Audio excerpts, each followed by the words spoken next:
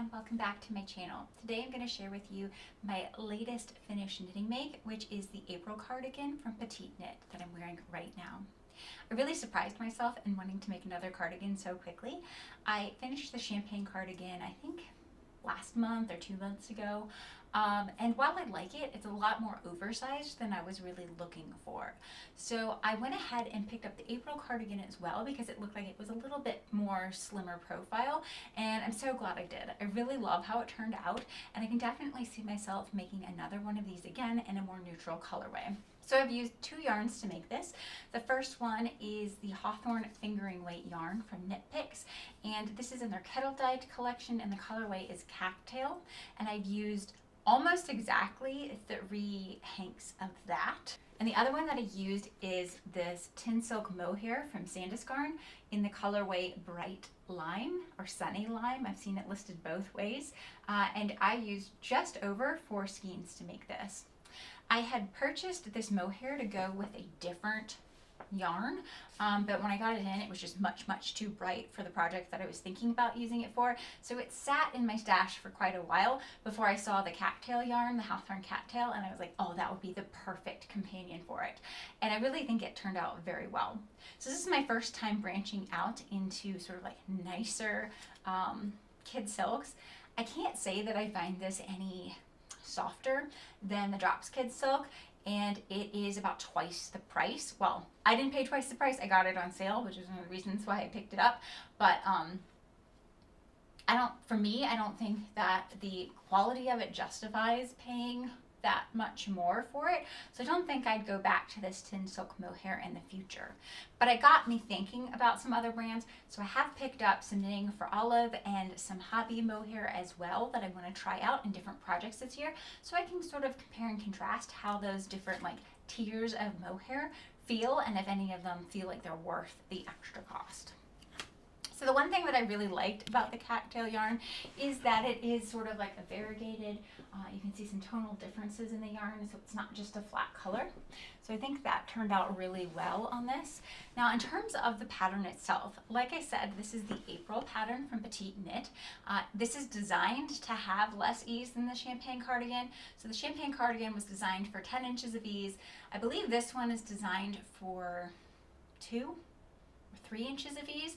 I'm still getting a little bit more than that, but I was fairly close to hitting gauge on this. So I used US size 4 needles, which I think is a 6mm needle, and holding that fingering weight and mohair together got me pretty close to gauge.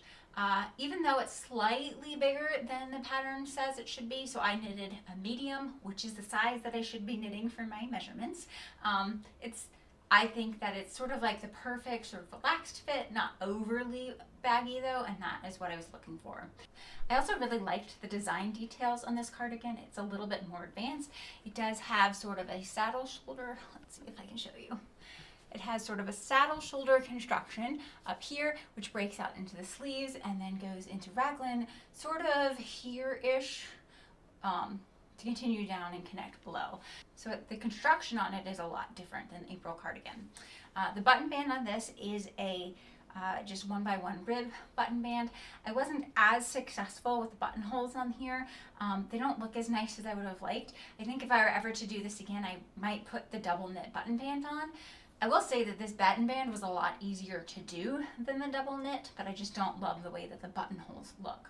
To finish it off, I did do 2 rows of double knit stitching before using the Italian bind off, and I do think that the edge on this looks quite nice and it blocked out really well.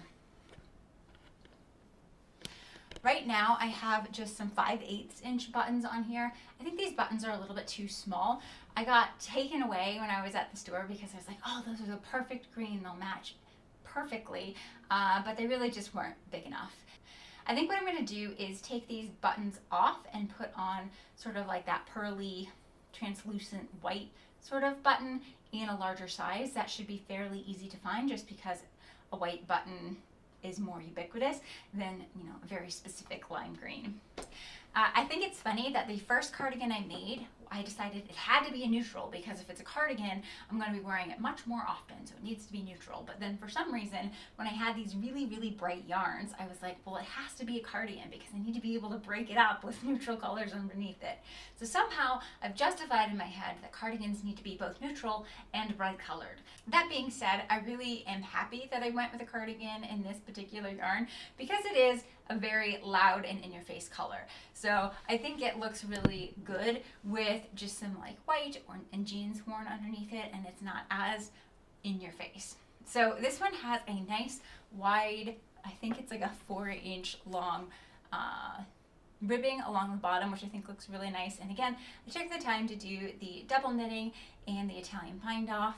In this particular yarn combination, I think the double knitting is worth it. It gives it a nice, clean, smooth finish on the edge. I also have done that same double knitting and Italian bind off along the cuffs as well to give a very finished look. So because I've now done both the April and the champagne cardigan, I was planning on doing another video next week where I compare and contrast the two so you can really see the differences if you're trying to choose between these two patterns from Petite Knit. I hope everyone has enjoyed this video, and I'll see everyone next time. Take care.